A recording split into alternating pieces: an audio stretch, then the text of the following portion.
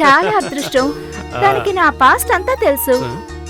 అవన్నీ తెలిసి కూడా నన్ను లవ్ చేస్తున్నారంటే నాకు ఈ విషయం మా ఫ్యామిలీలో ఉన్న వాళ్ళందరికీ చెప్పాలి. అలాగే సరేనమ్మా, ఊర్లో ఉండే వాళ్ళందరికీ ఈ విషయాన్ని తెలియజేయి.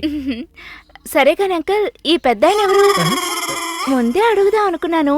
అదేం లేదమ్మా, ఒక హీరో అంటేనే పక్కనే ఒక బఫూనో కమెడియనో ఉంటాడు కదా, వాడే వీడు. ఓ ఇప్పుడు అర్థమైంది.